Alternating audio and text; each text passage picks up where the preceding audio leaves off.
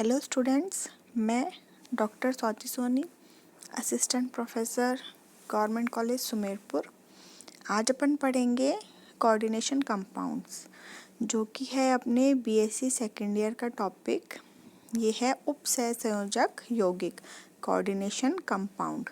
तो पहले अपन देखते हैं कि इनऑर्गेनिक केमिस्ट्री के अंदर अपना ये टॉपिक है। तो इनऑर्गेनिक केमिस्ट्री में अपने कितने तरीके के कंपाउंड्स पाए जाते हैं, किन किन तरीके के जो हैं वो यौगिक उपस्थित होते हैं। ठीक है, तो इसमें सबसे पहले है 3 तरीके के जो है अपने यौगिक उपस्थित होते हैं, जैसे कि सिंपल सॉल्ट होते हैं, डबल सॉल्ट होते हैं और कॉम्प्लेक्स कंपाउंड्स होते हैं। सिंपल सॉल्ट होते हैं साधारण लवण, डबल सॉल्ट होते हैं इनको बोलते हैं द्विक लवण, और कॉम्प्लेक्स जो होते हैं इनको बोलते हैं जटिल यौगिक या फिर संकर यौगिक। तो सबसे पहले अपन देखते हैं कि सिंपल सॉल्ट या साधारण लवण क्या होते हैं। सिंपल सॉल्ट होते हैं जैसे कि मान लो अपने पास है 2 यौगिक हैं या 2 अणु हैं, 2 एलिमेंट है अपने पास ए और बी। इनके मिलने से क्या होता है, अपने जो कंपाउंड बनता है उसे बोलते हैं सिंपल सॉल्ट। जैसे कि अगर अपन देखें अपने पास एक है एसिड, एक है बेस, इन दोनों के मिलने से क्या होगा, न्यूट्रलाइजेशन रिएक्शन होगी, यानी कि उदासीनीकरण अभिक्रिया होगी। तो इसको क्या बोलेंगे, इससे क्या बनेगा, अपने सिंपल सॉल्ट बनेंगे, साधारण लवण बनेंगे। जैसे अगर अपन देखें तो अपन रिएक्शन कराते हैं, एक स्ट्रॉन्ग एसिड और स्ट्रॉन्ग बेस की रिएक्शन कराते हैं। सिंपली अपने पास प्रेजेंट है HCl और NaOH। इनकी अगर अपन रिएक्शन कराते हैं तो अपन को मिलता है NaCl और वाटर H2O। तो अपन ने क्या क्या लिया, एसिड और बेस लिया। तो एसिड में लिया अपन ने HCl, जो कि प्रेजेंट होगा अपने H पॉजिटिव और Cl नेगेटिव आयंस के रूप में। उसके बाद अपन ने लिया हार्ड या फिर स्ट्रॉन्ग बेस कह सकते हैं, हार्ड बेस कह सकते हैं, जो कि अपन ने लिया है NaOH।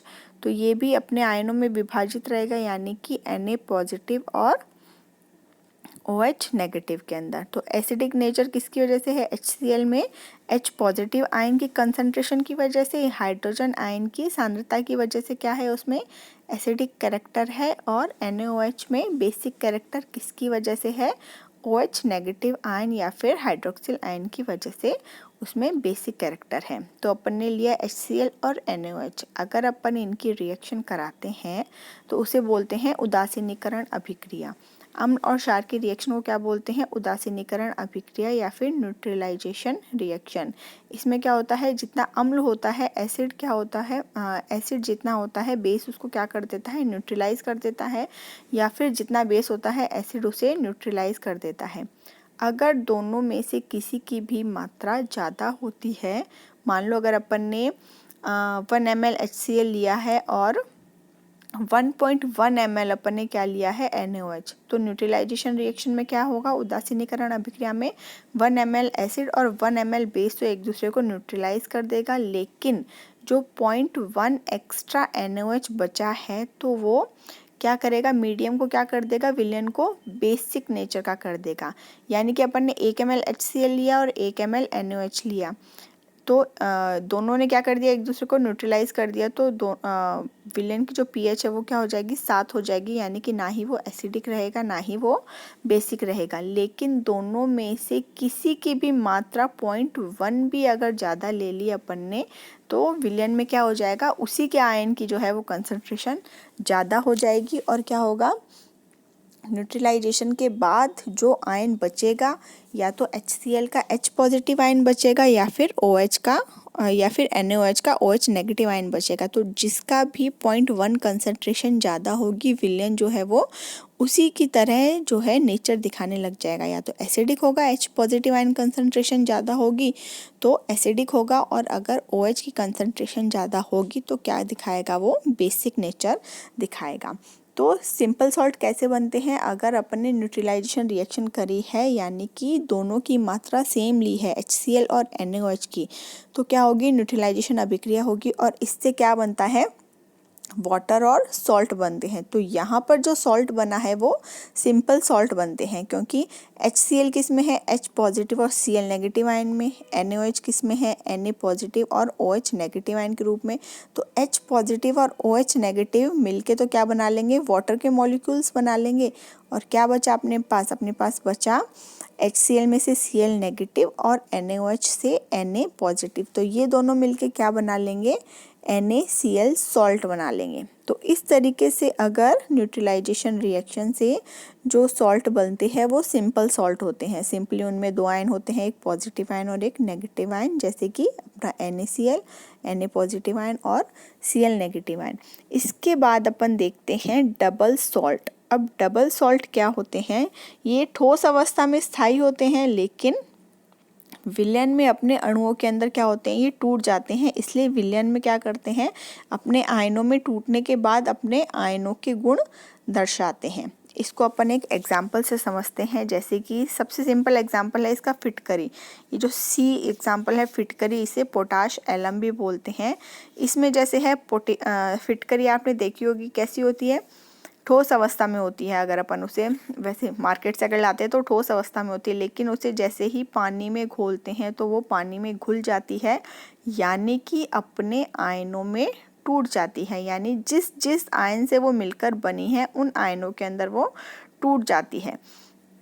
तो उसमें जैसे अपने सिंपल सॉल्ट में देखा था, सिंपली दो आयन थे, एक पॉजिटिव आयन एक नेगेटिव आयन, तो वो होते हैं सिंपल सॉल्ट। और डबल सॉल्ट के अंदर क्या होते हैं, एक से ज़्यादा पॉजिटिव आयन होते हैं या फिर एक से ज़्यादा नेगेटिव आयन हो सकते हैं, दोनों भी हो सकते हैं। मतलब एक से ज़्यादा या तो आपके पास पॉजिटिव आयन है या एक से ज़्यादा नेगेटिव आयन है, या फिर दोनों ही जो है पॉजिटिव और नेगेटिव आयन क्या है आपके पास एक से ज़्यादा प्रेजेंट है, तो वो क्या होते हैं, द्विक लवण या डबल सॉल्ट। तो फिटकरी अपन देखते हैं ठोस अवस्था में होती है। इनका ये गुण होता है कि ठोस अवस्था में तो ये स्थायी होते हैं, लेकिन विलयन अवस्था में क्या होते हैं, ये अपने आयनों के अंदर टूट जाते हैं।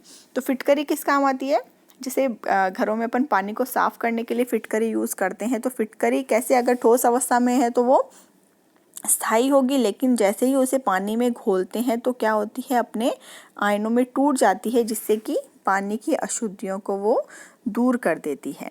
तो फिटकरी को पोटाश एलम भी कहा जाता है, जिसका फॉर्मूला क्या होता है, potassium sulphate aluminium sulphate dot 24H2O। ठीक है, ये क्रिस्टलाइज वाटर होता है, ये बहुत बार पूछा जाता है। ये फिटकरी का फॉर्मूला जो है काफ़ी बार पूछा जाता है, और स्पेशली इसमें क्या पूछा जाता है, वाटर के कितने मॉलिक्यूल्स ऐड होते हैं, तो ये होते हैं 24 मॉलिक्यूल ऐड होते हैं। तो जब इसे पानी में घोला जाता है अब तो अपने आयनों में टूटेगी ये, तो अपने आयनों में फिटकरी का टूटती है तो कौन कौन से आयनों से मिलकर बनी है, ये पोटेशियम से मिलकर बनी है, एल्यूमिनियम से मिलकर बनी है और सल्फेट से मिलकर बनी है, प्लस साथ में इसके वाटर ऐड है। ठीक है, तो डबल सॉल्ट क्या होते हैं, जो ठोस अवस्था में तो स्थायी होते हैं, लेकिन विलयन की अवस्था में अपने आयनों में टूट जाते हैं। तो अगर अपन इसमें टेस्ट करते हैं, जैसे आयंस का टेस्ट करते हैं ना अपन, तो इसके अंदर ये 3 आयनों का टेस्ट देते हैं, पोटेशियम का भी देता है, एल्यूमिनियम का भी देता है और सल्फेट का भी टेस्ट देती है फिटकरी। इसी तरीके से इसके 2 एग्जाम्पल और हैं, जैसे कि एक तो मोर साल्ट है और एक कार्नेलाइट है। तो कार्नेलाइट अपने किससे बना है, KCl.MgCl2.6H2O। तो इसमें कौन कौन से आयन होंगे, पोटेशियम आयन होगा, इसमें क्लोराइड आयन होगा और मैग्नीशियम आयन होगा, साथ में क्या है, इसके 6 वाटर के मॉलिक्यूल ऐड हैं। इसी तरीके से मोर साल्ट के अंदर भी अपने कई बार फॉर्मूला पूछ लिया जाता है इसका, तो ये होता है potassium sulphate ammonium sulphate dot 6H2O। तो ये कौन कौन से आयन में टूटेगा, आयरन के अंदर Fe2 पॉजिटिव में, सल्फेट के अंदर और अमोनियम आयन के अंदर टूटेगा। ठीक है, तो सिंपल सॉल्ट हो गए जिसमें एक पॉजिटिव आयन और एक नेगेटिव आयन हुआ, और द्विक लवण या डबल सॉल्ट क्या हुई, जिसमें एक से अधिक या तो पॉजिटिव आयन है या फिर एक से अधिक जो है आपके नेगेटिव आयन प्रेजेंट हो। इसके बाद अपन देखते हैं कॉम्प्लेक्स कंपाउंड या फिर जटिल यौगिक संकर यौगिक। ये क्या होते हैं, ठोस और जो विलयन अवस्था है दोनों में ही अपना अस्तित्व बनाए रखते हैं। डबल सॉल्ट से अलग है ये। डबल सॉल्ट तो क्या थे, ठोस अवस्था में स्थायी थे, लेकिन विलयन अवस्था में क्या किया था इन्होंने, अपने आयनों में टूट गए थे। लेकिन जो संकर यौगिक होते हैं वो ठोस अवस्था में भी स्थायी होते हैं और विलयन अवस्था में भी ये अपने सभी आयनों में नहीं टूटते। कुछ आयन जो है वो अलग कर देते हैं, लेकिन सारे आयनों में नहीं टूटते हैं। ये अपन एक एग्जाम्पल से देखेंगे। और इसमें क्या है, बनने वाले जो आयन होते हैं ना, उनके गुण बिल्कुल अलग होते हैं। जैसे कि ठोस अवस्था में उसके अलग गुण है, लेकिन विलयन अवस्था में ये सभी आयनों में नहीं टूट के क्या करता है, कुछ आयन्स को जो है वो अलग कर देता है, जिससे कि उनके गुण अलग हो जाते हैं। ठीक है। और कॉम्प्लेक्स आयन प्राप्त विलयन जो है, कॉम्प्लेक्स आयन भी प्रेजेंट होता है विलयन के अंदर। कोऑर्डिनेशन बॉन्ड प्रेजेंट होते हैं इनके अंदर। तो ये अपन एक एग्जांपल से देखते हैं। जैसे कि एक एग्जांपल देखते हैं अपन, निकिल का एग्जांपल देखते हैं। तो इसमें अपन ने रिएक्शन कराई है निकिल साइनाइड की। किससे रिएक्शन कराई है, KCN से रिएक्शन कराई है। और जो निकिल साइनाइड है ये वाइट कलर का होता है। ये देखना, इसके जो है ठोस अवस्था में अलग गुण होते हैं और विलयन अवस्था में अलग गुण होते हैं, लेकिन होते दोनों में ये स्थायी है, अपने सभी आयनों में नहीं टूटते हैं। तो अपन ने क्या किया, निकिल साइनाइड की रिएक्शन कराते हैं KCN से। तो निकिल साइनाइड क्या है, वाइट कलर का है। और KCN से अगर रिएक्शन कराते हैं तो एक कॉम्प्लेक्स बनता है K2NiCN2। ठीक है, ये ऑरेंज कलर का कॉम्प्लेक्स बनता है। तो इसके जो है गुण अलग हो गए ना, रंग भी एक तरीके का गुण ही है कॉम्प्लेक्स का। तो पहले ये वाइट कलर का था निकल साइनाइड, फिर उसके बाद क्या हुआ, जब ये पोटेशियम से ऐड हुआ तो इसके कैरेक्टरिस्टिक्स जो है वो कुछ चेंज हो गए और ये एक ऑरेंज रेड कलर का कॉम्प्लेक्स बन जाता है। जब इसे पानी में अगर अपन घोलते हैं, अगर इसकी विलयन अवस्था देखते हैं तो क्या होता है उसके अंदर, इसमें ये अपने आयनों में टूटता है, केवल 2 ही आयनों में टूटता है। ये जो ब्रैकेट लग रहा है ना K2, फिर ब्रैकेट लग रहा है NiCN2। तो इसके अंदर क्या होता है, निकल साइनाइड अलग हो जाता है और पोटेशियम का जो आयन है वो अलग हो जाते हैं। तो इसमें क्या करते हैं, पोटेशियम, ये किस किस का टेस्ट देता है, पोटेशियम आयन का तो टेस्ट देता है, लेकिन ये निकिल का टेस्ट नहीं देता है, क्योंकि निकिल अभी भी क्या है, साइनाइड से जुड़ा हुआ है। निकिल जो है अपनी फ्री फॉर्म के अंदर प्रेजेंट नहीं है, जिससे कि ये निकिल का टेस्ट नहीं देते। तो डबल सॉल्ट से किस तरीके से अलग हुए, डबल सॉल्ट में अपन ने देखा था फिटकरी के अंदर क्या था, ये अपने सभी आयनों में टूट जाती है। कौन कौन से आयन प्रेजेंट है इसमें, कौन कौन से आयन प्रेजेंट है, पोटेशियम आयन प्रेजेंट है, एल्यूमिनियम आयन प्रेजेंट है और सल्फेट आयन प्रेजेंट है। तो अगर अपन इसका लैब में टेस्ट करते हैं तो ये पोटेशियम आयन का भी टेस्ट देती है, अगर इस विलयन के अंदर एल्यूमिनियम का भी टेस्ट देती है और सल्फेट का भी टेस्ट देती हैं। लेकिन अगर अपन इस कॉम्प्लेक्स का देखें तो इसके अंदर क्या होता है, ये पोटेशियम का टेस्ट तो देगा, लेकिन ये निकिल का टेस्ट नहीं देगा। तो ये होते हैं कॉम्प्लेक्स कंपाउंड, जो कि ठोस अवस्था में और विलयन अवस्था में दोनों में ही स्थायी होते हैं और दोनों में ही अपने अलग अलग गुण प्रेजेंट करते हैं। ठीक है, तो ध्यान रखना, द्विक लवण जो होते हैं वो अपने सभी आयनों का टेस्ट देते हैं, लेकिन अगर कोई जो है कंपाउंड अपने सभी आयनों का टेस्ट नहीं दे रहा है, इसका मतलब कि वो एक जटिल यौगिक है या फिर संकर यौगिक है, जो कि अपन इस निकल वाले एग्जाम्पल से समझा सकते हैं। तो अपन ने क्या देखा, कोऑर्डिनेशन कंपाउंड देख रहे हैं अपन। तो पहले देख रहे हैं कौन कौन से तरीके के कंपाउंड्स प्रेजेंट होते हैं। तो अपन ने देखा तीन टाइप के जो है वो अपने पास कंपाउंड्स प्रेजेंट होते हैं, जिसमें कि है अपने पास सिंपल सॉल्ट, डबल सॉल्ट और कॉम्प्लेक्स कंपाउंड, साधारण लवण, द्विक लवण और जटिल या फिर संकुल यौगिक।